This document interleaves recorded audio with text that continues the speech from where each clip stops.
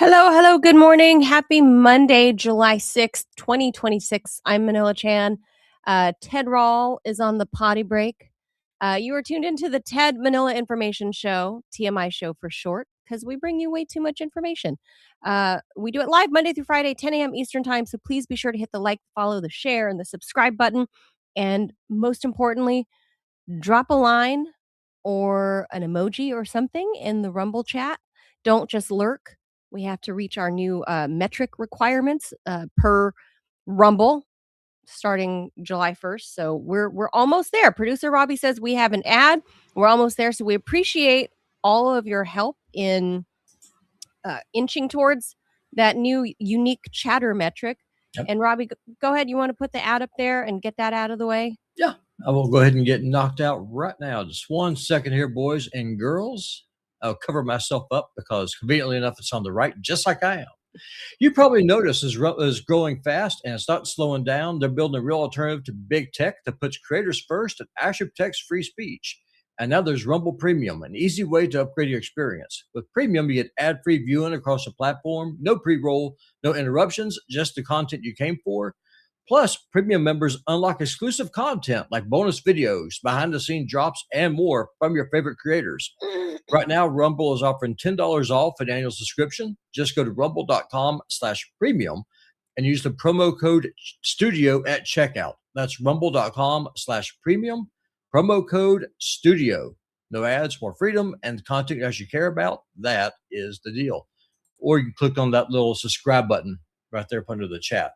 So is it right under the chat?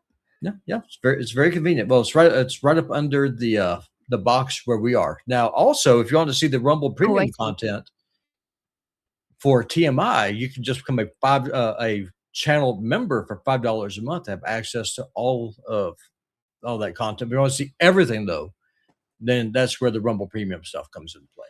All the nudity and everything. I mean, Clovis nude.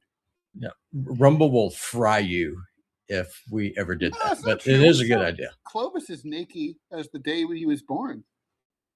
Donald Duck never wears pants. You can even see his tail. That's true. He flashed some tail last week. He did. That's true.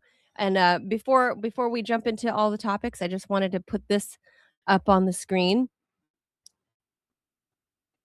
Check that out. According to the PPP GDP, China has outpaced America now. Wait, you have to explain what the fuck the PPP is, because I don't even know.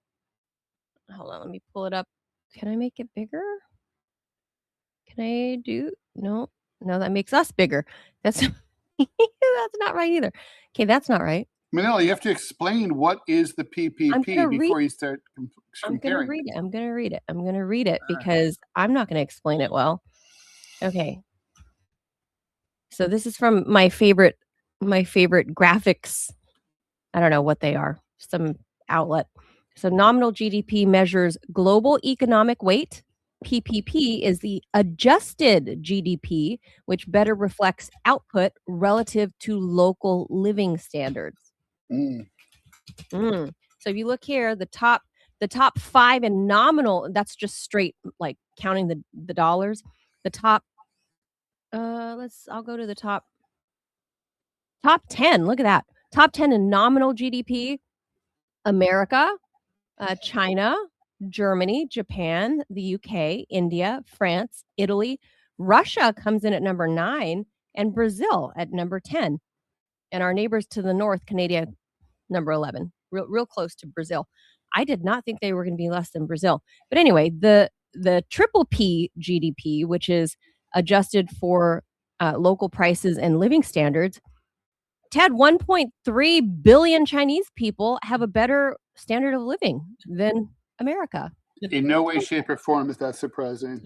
So basically what it is, it's purchasing power parity. So what that means in English is how far does your dollar go? That's really what that means. So just your cost of living.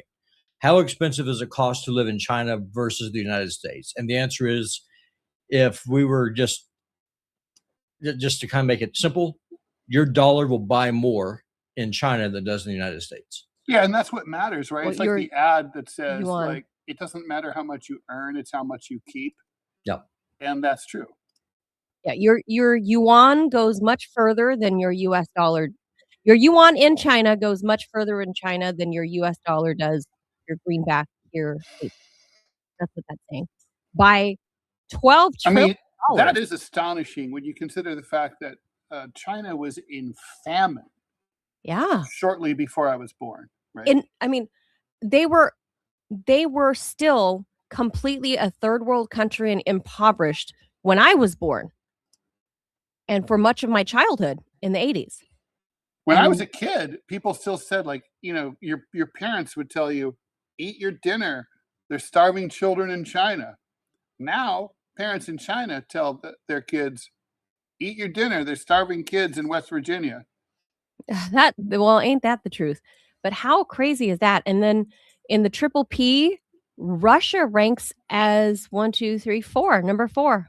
Now, wait a minute. How is that possible, considering that the sanctions destroyed their economy completely and totally? Completely obliterated. Yep. Yes, just like Iran's military completely obliterated.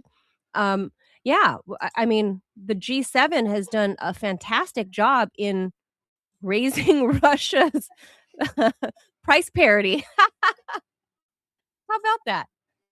I thought that was pretty pretty These days, it really fascinating. honestly, these days it pays big to be defeated by the United States. Like, defeated. Like Iran, you know, I want to be defeated the way that Iran was defeated. I want to be defeated with a $300 billion check. I think that'd be amazing. Please defeat me. Let me go. Yeah. Yeah, what song is that? See, I'm so Please bad at, release like me. Let me go. That's it. Thank you. Mhm. Thank you. But yeah, so I mean, Russia, the jump from Russia to India is quite big, but point still stands. They are the number 4 triple P economy in the world. And Ted, it was only the 90s. Ted and I mean, Robbie and I were small kids, but we remember the wall coming down in Berlin, right? And then the Russians being like, "We're so poor, I cannot buy vodka. No vodka."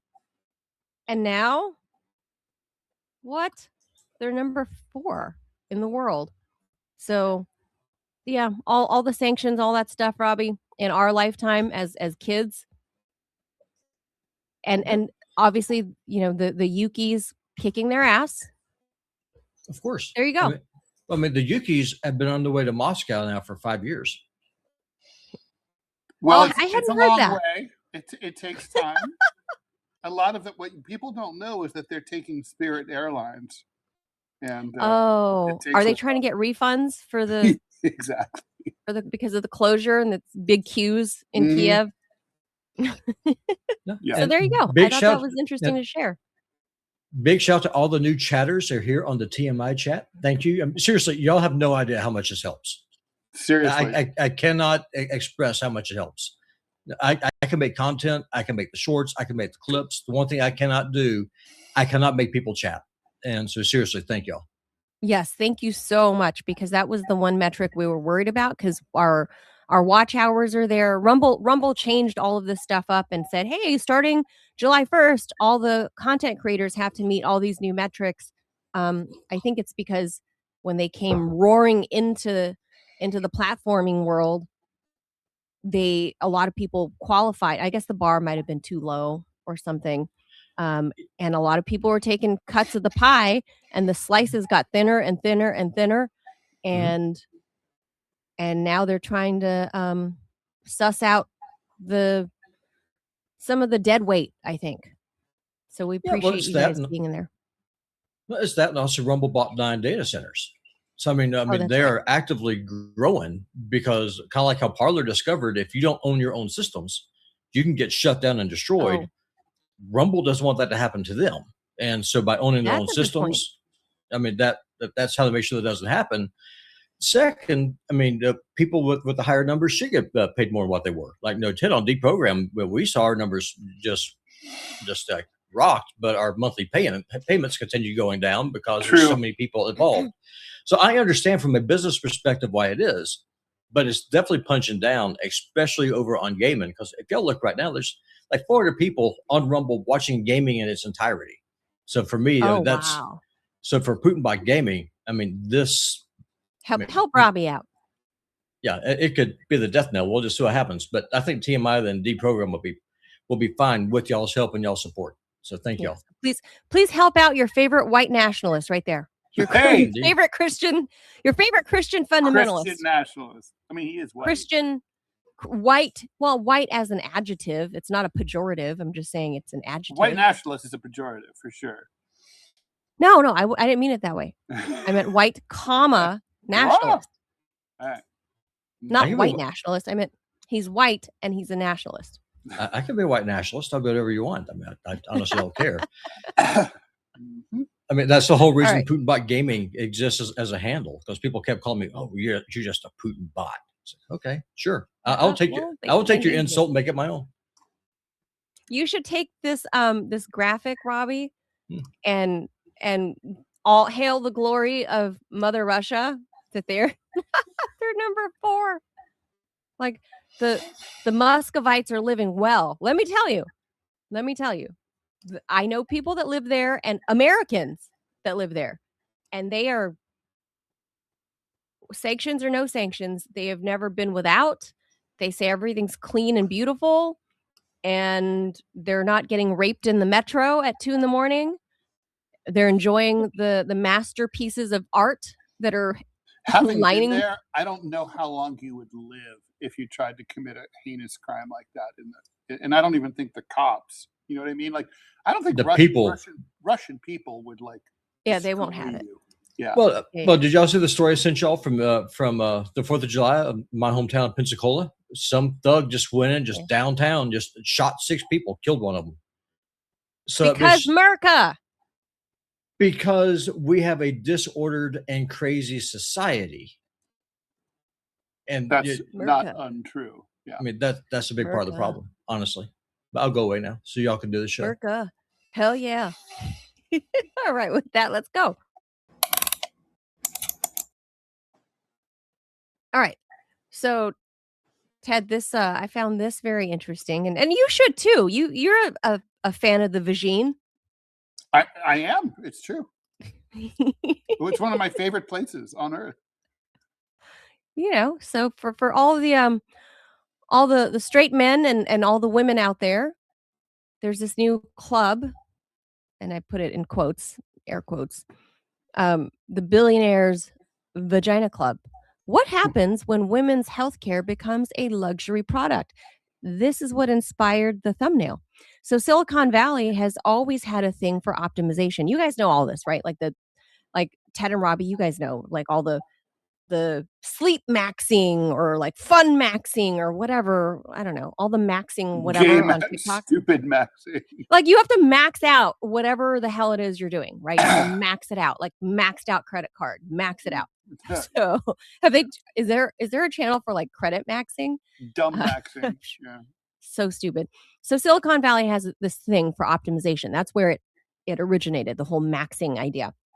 Sleep optimization, nutrition optimization, longevity optimization, productivity optimization. Now it's optimizing something even more intimate. According to a fascinating profile in The New Yorker that I read this weekend, one of the most sought after physicians among tech billionaires and their spouses isn't a cardiologist or anti-aging guru. Her name is Dr. Sally Greenwald, a concierge gynecologist whose elite practice has earned the nickname Billionaires Vagina Club. Now, the name is cheeky, but the underlying issue is not. Greenwald's patients pay $10,000 to more than $30,000 a year for varying levels of medical attention, almost unimaginable in conventional American healthcare. Office visits last hours instead of minutes. Patients have direct access to the physician. Hormones are carefully monitored. Menopause is treated aggressively. Sleep, libido, cancer risk, bone health, mental health, exercise, nutrition, and sexual wellness are all viewed as interconnected pieces of this puzzle. And her philosophy is simple. Sexual health isn't a luxury. It's part of overall health. Actually, it is a luxury if you have to pay I $10,000 was to going to say it's clearly a have luxury. access It not to to Dr. Greenwald. be. It ought It not. ain't that cheap. Mhm. So that's a surprisingly radical idea in modern medicine. For decades, women's health, particularly menopause, libido, vaginal pain, and sexual function, received relatively little research funding and often even less attention during routine medical appointments. Many women report being told their symptoms were simply part of aging or something they'll have to live with. But Greenwald built an entire practice around the notion that they shouldn't have to. And yes, the conversations can be startlingly candid. Greenwald discusses lubricants, vibrators, orgasms, or orgasm frequency, and what she calls patients' sex span. That's the goal of remaining sexually healthy throughout life. She encourages women to abandon Hollywood expectations of chandelier sex and instead embrace regular intimacy that fits into real life. One memorable piece of advice from her profile: keep travel size lube in your purse and apply it before dinner because, as she bluntly tells parents, so if you're squeamish and don't want to hear about the lady parts, she literally tells her patients it's hard to walk around with a wet vagina and not feel turned on. That's a quote. So I'm not just saying this I mean, never having for owned a reaction. vagina, I can't speak to that. Is that true? So it's a well, I Is- mean, I don't think I walk around with a wet hoo-ha. I mean, I it's mean, usually not you don't routinely. want to, I feel like that's not, I don't know. You get turned on. Call me a normie. But if I mean, if you were to lube up and then walk around, would you feel like But that would no, naturally actually turn you on, or would you just no, be I don't moist? think that's true. I don't think that's true because every woman out there has had, like her Aunt Flo comes to visit unexpectedly and you're like, oh, and that's warm and wet. And you're not like, oh, and then like, You're not like, oh, oh yay. Although, yeah, some ladies actually really love it at that time. But yeah, maybe some, but generally, if you're out, having dinner or something and you're sitting there and Aunt Flo comes to visit and you're like, and as you waddle to the bathroom, hoping that it doesn't come through your pants or your skirt, you're not getting turned on because there's something warm and wet between your legs. Like that's so I don't know. I don't know I what have to Dr. admit that Greenwald is. doesn't make a lot of sense to me either. Yeah, that's why I'm like, what? She tells her patients this? And it's also backed by a growing body of research showing that sexual health influences sleep, cardiovascular health, stress, mood, relationship satisfaction, and overall quality of life. Okay, I can probably agree with that. That's pretty, no duh. Not every aspect of Greenwald's practice enjoys broad scientific consensus. Some hormone therapies, particularly for breast cancer survivors, remain controversial, with oncologists cautioning that evidence is still evolving. Greenwald Mm. herself acknowledges that some interventions rest on stronger evidence than others and spends considerable time discussing uncertainty with patients rather than presenting every treatment as settled science, which brings us to the article's whole point here. The most striking part of the story isn't that billionaires have a doctor who help improve their sex lives. It's that they can afford the kind of health care many women say they've wished they've had forever and ever and ever: time, attention, a physician who listens, a doctor willing to discuss menopause without rushing to the next appointment, someone who treats sexual wellness as legitimate science instead of an awkward afterthought. Concierge medicine has become one of the fastest growing sectors in American healthcare, offering precisely those things for a price. Supporters argue these practices pioneer better, more preventive care that eventually benefits everyone. Critics, such as myself, see something more troubling: a healthcare system where the wealthiest patients receive personalized, evidence based information, relationship based medicine, while everyone else gets a 15-minute appointment and a reminder to schedule their next annual exam.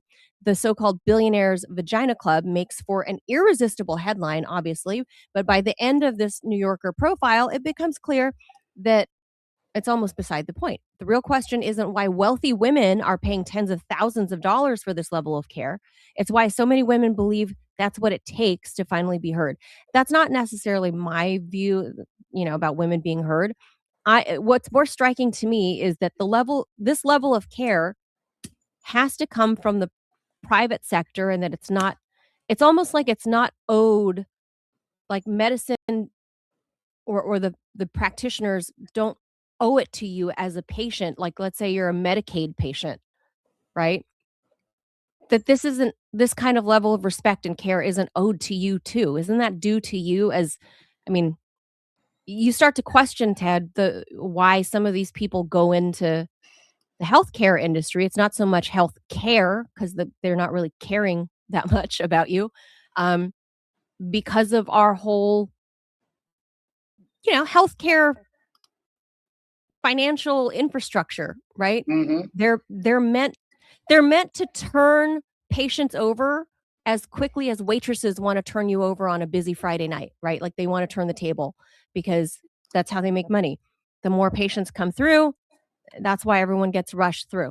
Um, the added layer of being a woman, and people not really listening to what you say, or then you go find another doctor. Number one, but number two, that's true. Being a woman, a lot of what we say, um, gets shirked off as, we're fucking hysterical or whatever.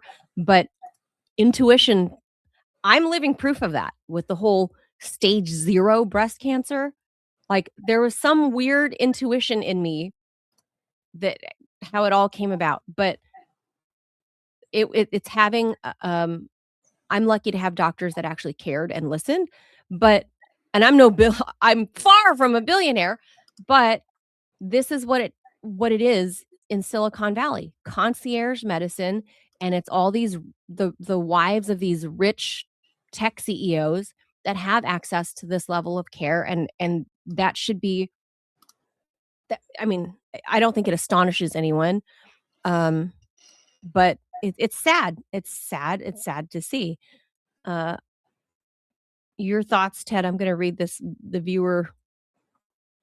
Yeah, I mean, look, concierge medicine is something that people in big cities have heard about. I'm not so sure it's common in small towns, but basically, in places like New York City, you hear about it, and you're kind of like, well, clearly, if you can afford it, it sounds great. It's basically medical care the way God intended. High quality, personalized, Yeah. attentive. I don't know if I would want hours long GYN No. appointment if I were a girl, but honestly, 30 minutes might be nice.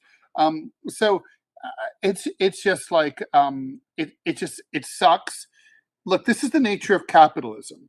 Capitalism is always going to separate everyone into haves and have-nots. We are in haves or have-nots when it comes to education, transportation, all these essentials, and medical care is one of them. From birth to death in a capitalist society, the class you're born into will determine, how you are treated and whether you live or die. And this is just another example of it. It's foul. I don't understand why people put up with it, given the fact that the vast majority of people do not benefit under capitalism, right? The vast majority of them suffer for the hands of a few. But Do you think that's reflected in the earlier topic we're talking about with China being the number one in triple P GDP? I mean, because China, yes, I mean, in part because even though China is a capitalist country, it has a lot of socialistic legacy stuff, including its healthcare and transportation, educational system. So for sure, if you can be spectacularly wealthy in China, and some people are, and they live a lot better than everyone else. Sure, but there's such a strong safety net by comparison to here in the United States, and what safety net there is being shredded every day. I mean, they're literally getting rid of Social Security in this country. So and nobody cares. There hasn't been a single protest march since they announced that they were going to slash Social Security by 22%. Not two people have gotten together and marched down a street in Washington. None. I Nothing know, has I know. happened. We are in the land of the twee and the fey. We suck. And so basically, yeah, no, I mean, I could go on for hours and hours. We don't have that. And yeah, maybe Bluth Funke, another vagine owner joining me here. She says, LOL, WTF, no. I think that's the if you're moist down there that you're automatically going to get turned on. So she says no. And then she says, as a vagina owner, this is unhinged.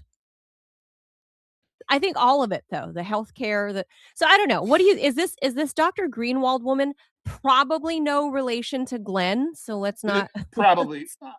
Greenwald's a pretty common name. Yeah. Yeah. So let's not have conspiracies about this. But look, Silicon Valley is weird. Okay? Like let me I've dabbled in that world. I know people in that world. They be weird. Just all kinds of weird, as evidenced by our favorite Silicon Valley weirdo, Mark Zuckerberg, right? Who's like going through, I don't know, adult puberty with, his new hair, and he's now like surfing and doing jujitsu or whatever the hell. And, he's like trying to get buff. I think he's health maxing or whatever he's doing. Dork Silicon Valley maxing. Silicon Valley is weird. And I think this is a new way. And again, they're NorCal, Ted. The NorCalis are different than the SoCalis. I know a bunch of wealthy Orange County, this is down in SoCal, the housewives down there, they're into something different, right? Like what they look like, and they're as evidenced by the show, The Real Housewives of Orange County. But then you have the tech wives who are doing this. Do you think this is just another weird thing, or do you think this is something that will trickle down, like not as a fad, but as opening the door to, showing the country that this is something to pay attention to, that women need more time, women need more access, women need. No, I don't think that there's. I think that the idea that this is going to be, look, it's not like cars, right? Like like luxury cars are stuff that shows up in luxury cars eventually turns up in cars for the rest of us, right? Like they like side airbags first showed up in luxury cars, and then it's like now, Or even the folding mirrors on the side. and now they're required, right? And now they're required, and everybody has to have them. I mean, I remember cup holders started out as a luxury item, and then Really? and now they're everywhere. Every car has got them, right? So medical care is not like that. Medical care is like, I mean, it's outrageous if you think about it. You have to pay $10,000 to $30,000 just to maintain your pussy, and I mean, okay, so what? You're going to do 10,000 to $30,000 more to maintain your asshole, $10,000 to $30,000 more to maintain your lungs, $10,000 to $30,000 more for your eyes, your teeth, your ears, your your blood work. I mean, pretty soon you're spending like $150,000 a year, and you haven't even covered the appendix. I mean, it's just like, I mean, it's absurd. But for the people who have this level of money, they're just going to get this level of treatment. And that's it. It's not going to trickle down to the rest of us. Yeah, It's not I a agree. standard. It's not like they're developing a tech thing because here's the thing about healthcare. Healthcare and cars are not the same thing. You can move to New York City or Washington or Boston and never drive. You don't have to have a car. Okay. Okay. But you have to have healthcare. Like if something goes wrong, if you get breast cancer, it's not like, I'm not going to do this. I'm going to go on vacay instead. Like you will pay whatever it takes, and you will beg, steal, and borrow in order to take care of it because you have to. It's existential. So the thing is about the healthcare thing, it's going to continue to become a for-profit, cynical for-profit center, a bifurcated healthcare system which it already is, and it's going to get worse and worse and worse. And one of our stories later in the show is about kind of related to that. But it's Tangentially. no, I don't think Yes. this isn't going to make anything better. This isn't going to be like, oh, now at your local urgent care, because they're going to start doing extra time on your vag. Like, it's not like that. Yeah. So, well, ladies, hang on to your crotch. You're the only one that can take care of it. They're still not So going to take care true. of it. So true. There was once a time, a long, long time ago, I remember this time, when concerts, ball games, and family vacations were middle class pleasures. Now they're luxury goods. Economists call it funflation, a rapid rise in the cost of entertainment. But beneath the buzzword is a much bigger story: the growing class divide between Americans who can absorb these crazy prices and those who can't. Let's look at the FIFA World Cup. One couple from Virginia spent 10 grand traveling to matches in Boston, Jersey, and Miami, more than twice what a similar trip cost them back in 2014 in Brazil. Uh, Bear in mind, in Brazil, okay, average resale tickets topped $1,000, with parking reaching $175 at some stadiums. Parking! It's NBA Finals tickets averaged about $4,100. Concert goers routinely face hundreds of dollars in ticket fees before buying dinner, parking, or a t-shirt. Many fans are now financing entertainment through buy now, pay later services just to attend a single show. Forget hundreds of dollars. I know a lot of people who spend $1,000 or $2,000 per person for not exciting tickets to go see, people like Taylor Swift or whatever. Ugh. How did we get here? After the pandemic, Americans placed a higher value on experiences than on possessions. Artists leaned in harder on touring as streaming replaced album sales. Ticket sellers embraced dynamic pricing, premium packages, and scarcity tactics that reward rich people. The result: the best seats increasingly go not to the biggest fans, but to the highest bidders. For years, economists argued that economic growth would lift all boats. Instead, one of the clearest symbols of inequality is something as simple as who gets to enjoy a Saturday night. Rich people still go to concerts, championship games, and the World Cup. Everyone else has to check their credit limit. So let me give you a comparison. So in 1981, I went to a lot of concerts. I was a freshman in college and I was new to New York City. I went to concerts that ranged from um, local places like the Peppermint Lounge, where I saw Blondie, who were kind of like fading at that time. Oh, They were toward the end of their career. They were touring the Hunter album. I went to see them for $3 at the Peppermint Lounge with sawdust on the wow. floor. You had to buy one beer, a Rolling Rock, for $1. Um, they that was like on the low end. There's some places that were lower. On the highest end, the most expensive ticket you could pay in 1981 for any ticket was a big stadium show. I went to see the Clash opening for the Who at what is today Citi Field, in what at the time was called Shea Stadium. That was $35. Now that was a lot of money in 1981. That felt like maybe like $120 now, right? It's like so. Now, that said, people now routinely pay over $1,000 for a ticket, right? One ticket. One ticket. Now, okay, first of all, nobody's wages increased tenfold, in the more Yeah. in that time, right? I'm even adjusting for inflation. They just didn't. Quite the opposite. Wages have been stagnant. It is absolutely fucking insane. I will not go see a concert. I mean, I Yeah. don't care if the I don't care if the Beatles reunite with John Lennon and and George Harrison. I ain't going like to see the Beatles for $1,000 or $500. Ain't Oh, gonna no. fuck that. Like, it's just because I know how much this used to cost. I mean, back then, by the way, they weren't poor. I mean, Blondie was making 10 to 12 to $20 million a year. So What? these bands were doing great. Okay, so like there's no reason for this shit. People are paying these fees because they don't fucking know any better and they don't remember anything different.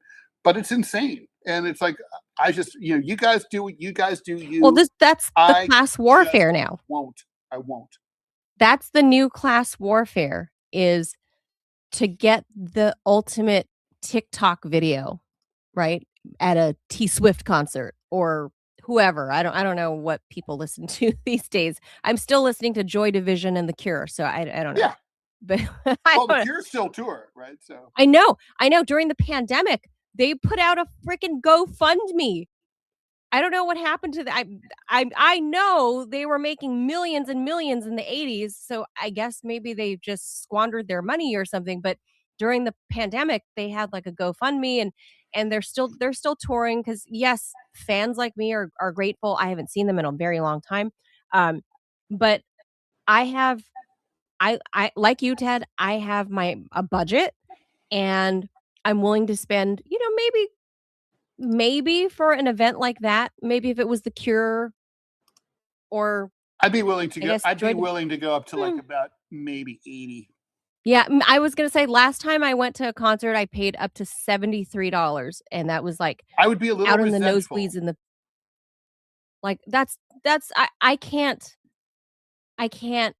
justify spending anywhere near $1,000. Like, when my son turned 5, it was fucking painful to take him to Disneyland in California, but as a Californian, that's a rite of passage, right? Like, you go to Disneyland when you're a kid, like, that's just Sure. what you do.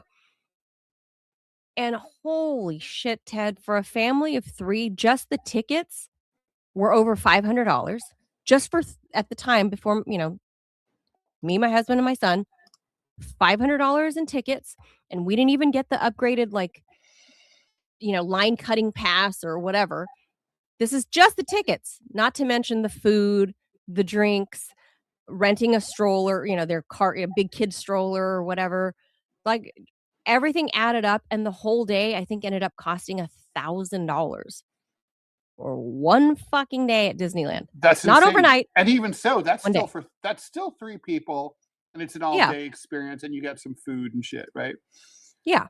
This is But one fucking ticket for a concert. that's This not is including this a is T-shirt or like anything. a beer, A beer, yeah, nothing. the A $23 beer, dog. I'm sure. Like, just this is yeah, forget having a nacho when you're one nacho. Just no nachos, no beer.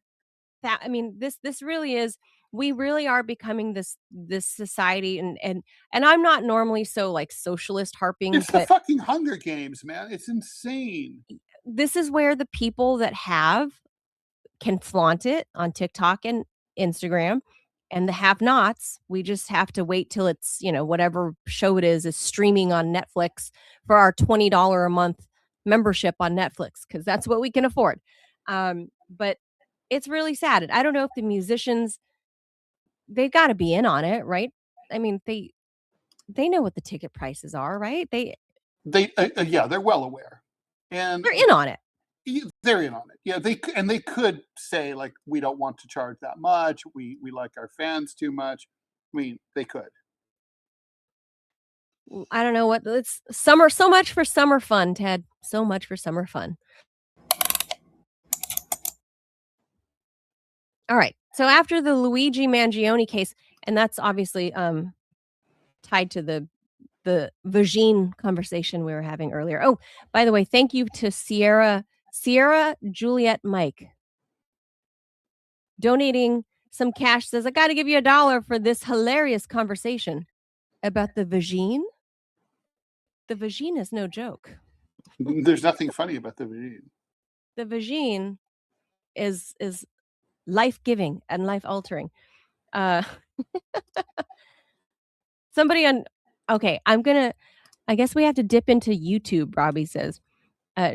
Don't do Disney stuff. If you do it, you feed the beast. We change the world with our actions. See, I generally don't. It's because I'm a Californian and we just Disneyland, the original Disneyland is a thing.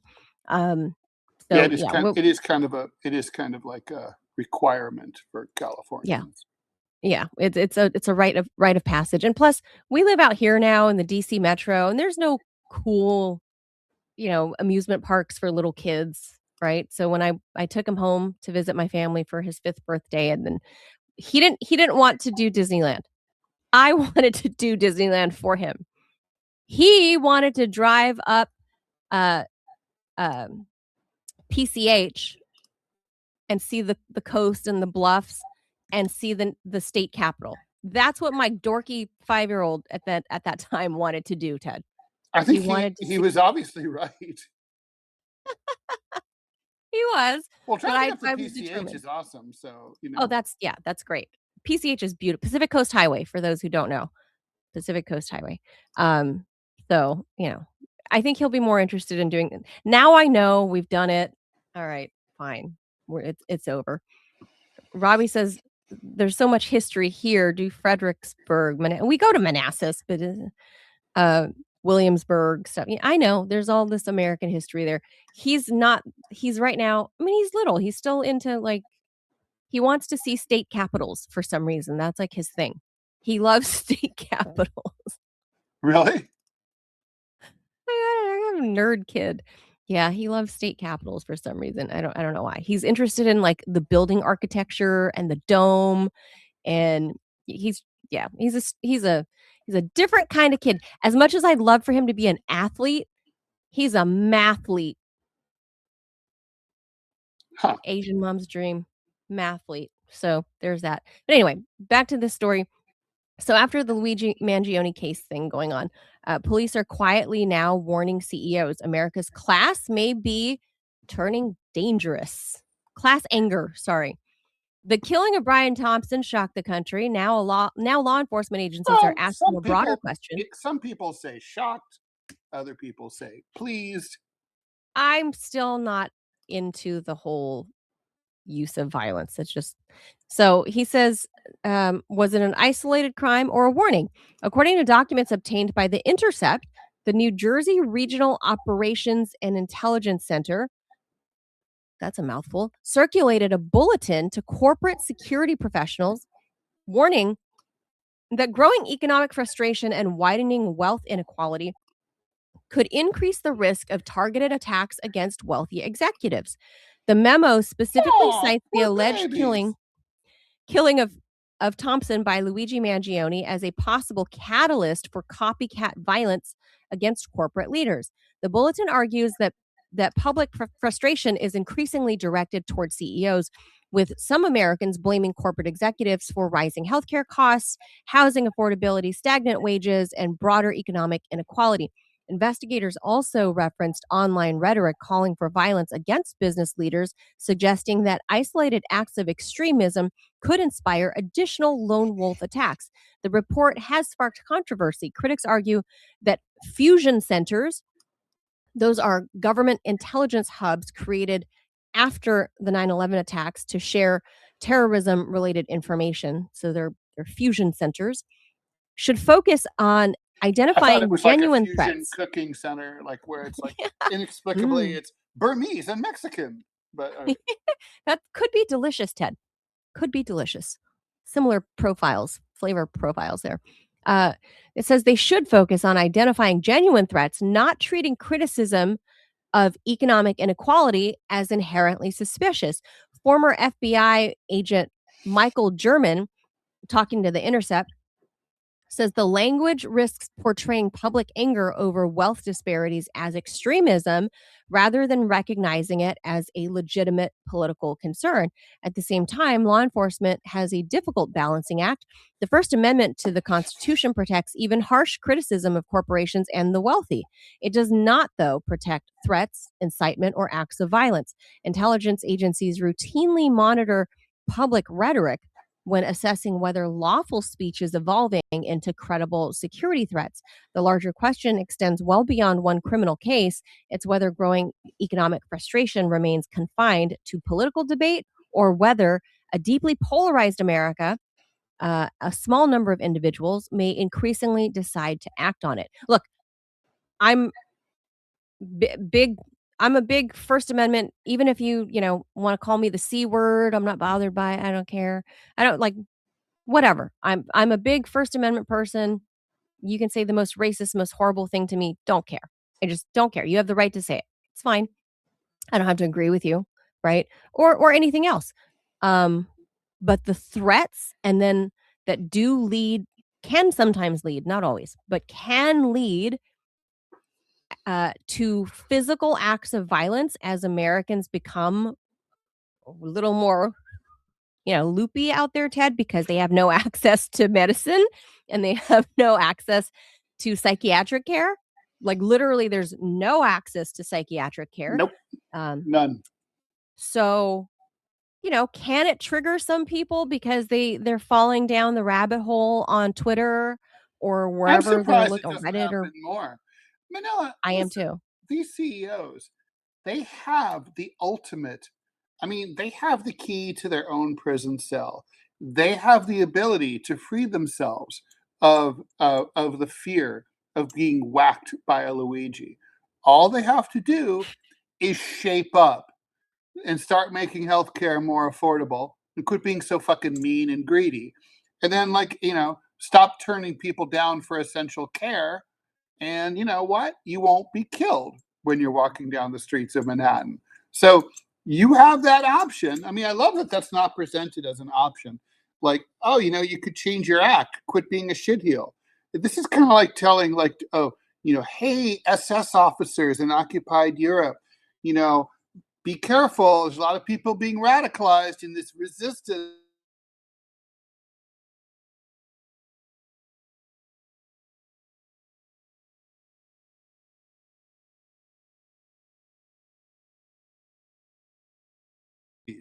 So, this is the thing. These are people who, I mean, do they have it coming? Yeah, they have it coming. I mean, it's like they're bad people. I mean, they literally murder millions of people. So Look, yeah, I'm with PW Walker here. Thank you for the donation, PW Walker. Walker says CEOs are basically just employees for the ownership class. If you want change, skip the middlemen, go after the investor class. Well, I mean, sure, but the also board. CEOs make tens of millions of dollars a year too, right? Well, that too. But who authorizes that? The ownership board class. Like, that's true, but I mean, the point is who CEOs. authorizes those That is kind of like contracts? he's PW Walker is right. I mean, that's the CEO ends up being the public face of the company. Nobody's looking for the corporate owners, who are often like 2 or 3 boards away. That's true. Yeah. But I mean, I'll tell you, I don't actually think there's going to be a spate of healthcare CEO killings. I think this is just sort of like, hey, be careful. Well, this was can saying just happen. any CEO. Right. I'm shocked it doesn't happen all the time, but I don't think it's going to start suddenly for no reason.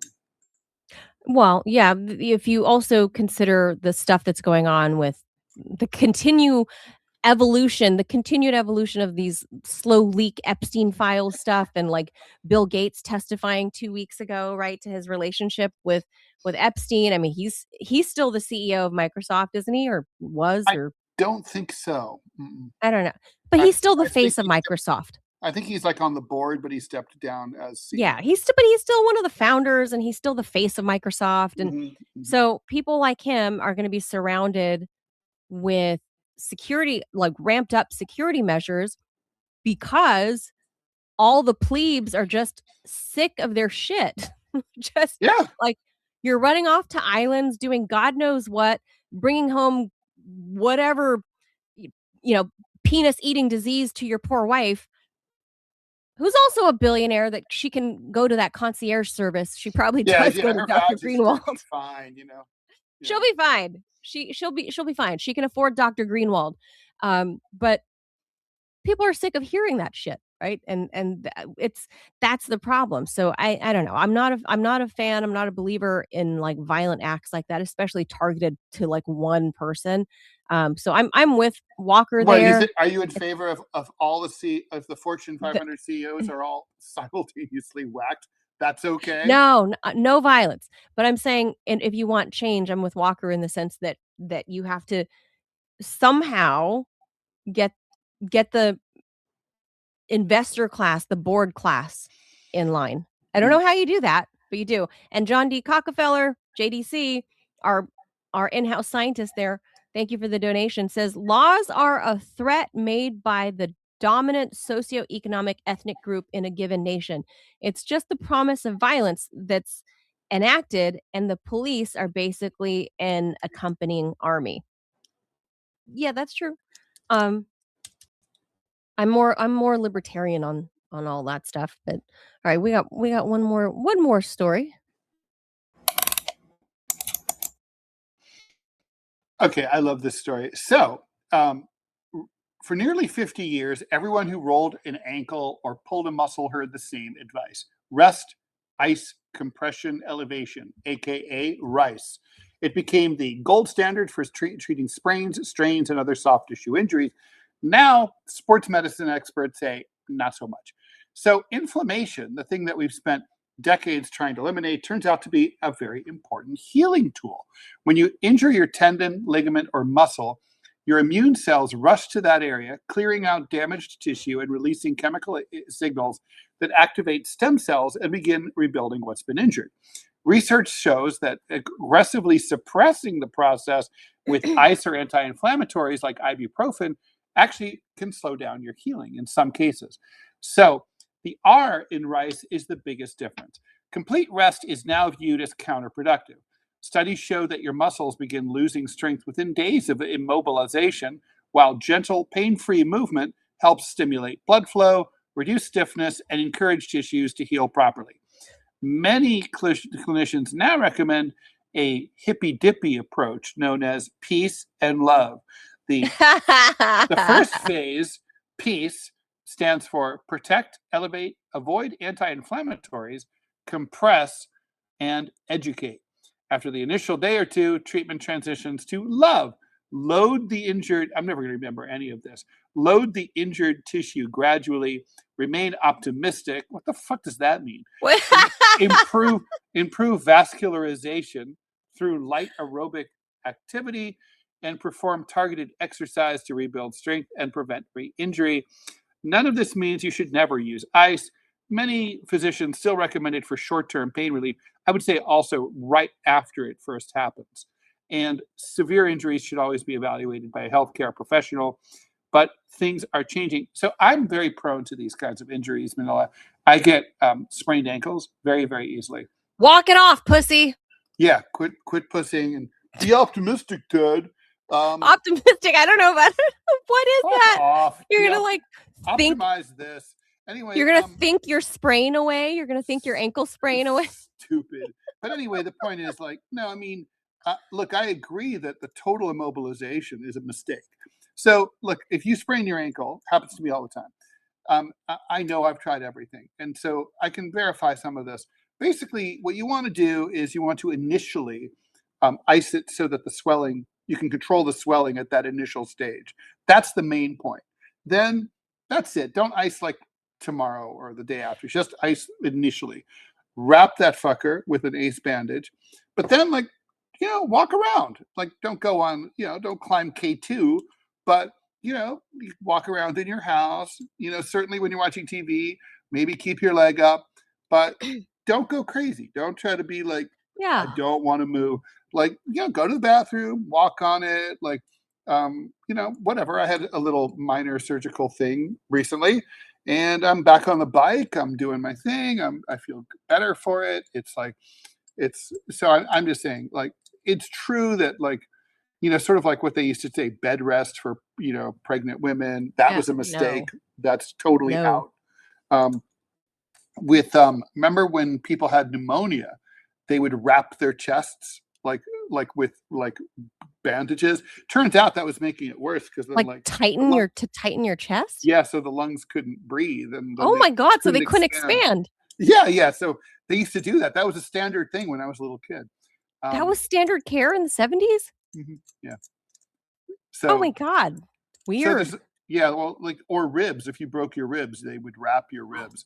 Like now, it's just like you get your ribs, you break your ribs, you just like deal, and just they will find themselves back and they will fix themselves. So, they're always finding. Well, like after I had the C-section, so I have stairs in my house. I mean, a lot of people do. It's kind of, stairs are great because they're like forced exercise just from being alive in your house.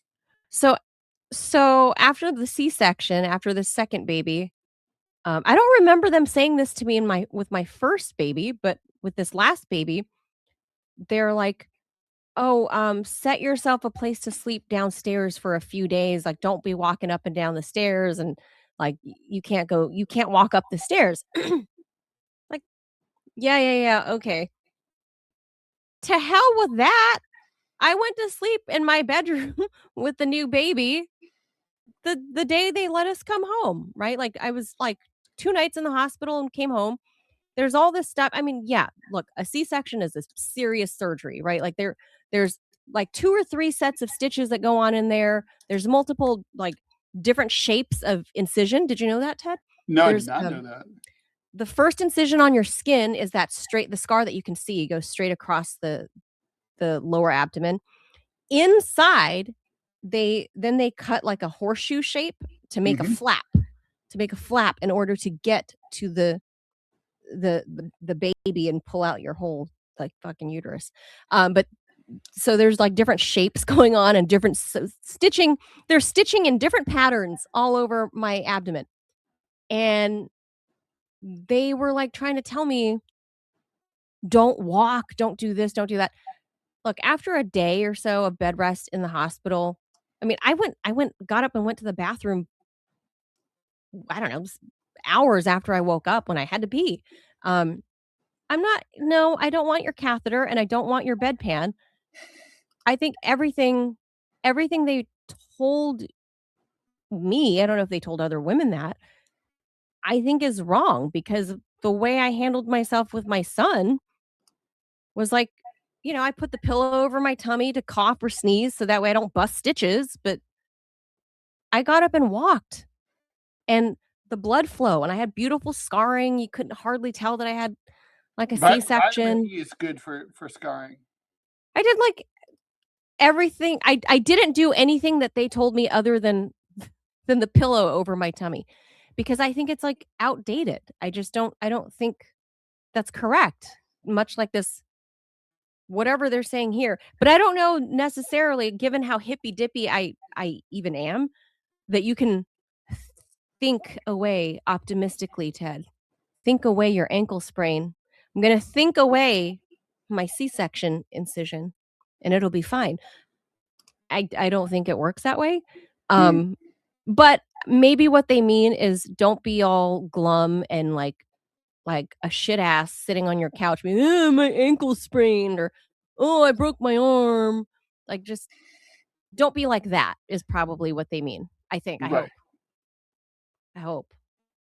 That'd be really fucking lame to be like, "I'm gonna positive think my broken finger away." Yeah, like, be optimistic. That's a bad way to put it. Anyway, Um, so that does it for this Monday. We were class heavy today, talking about, like, that's cool. It's in keeping with the mood of the nation is class heavy. yeah, very, very class fighty today. Um, and Ted, I'm super tired this weekend because I just got back from the Taylor Swift and Travis Kelce wedding. Of course. Yeah. Super. It was. That must have been I mean, some weren't you wild there? partying. Those were all my halves. Where all the halves were. Mhm. All my peeps. I was training Adam Sandler on how to officiate the wedding. That's what I thought I saw you, Ted. But I was at table 997. You I was pushing the broom. Anyway, that does it for us this Monday. We'll see you back here tomorrow, Tuesday. Q&A show coming up at noon for And deprogram. Robbie says we're gonna do. Oh, here. Robbie says we're gonna do a raid to make someone's day.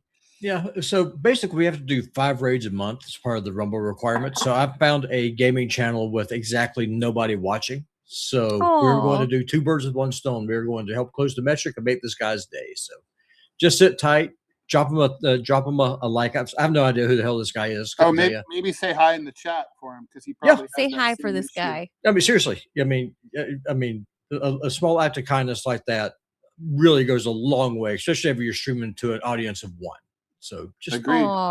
Just Yeah, think of this as like, the Starbucks drive-through where someone pays for the coffee for the person behind them, and it goes on and on and on. Mhm. It's kind of the Which same has thing, never but happened to me ever, but okay. never happened to me either. So I've done it, and it's not happened to me ever. I've never caught that. I think it's a Yeah, small town. kindness line. It happens here quite a bit. I think it's a small town thing. Or if you go to McDonald's and you go up there to pay for your meal, it's, oh, the person ahead of you has already paid. So, Oh, that's nice. Well, we'll stick around and drop a poop emoji on this random gamer. Let's see what they're doing. yep. Enjoy. Let's do it. Thanks, everybody. Adios. Bye.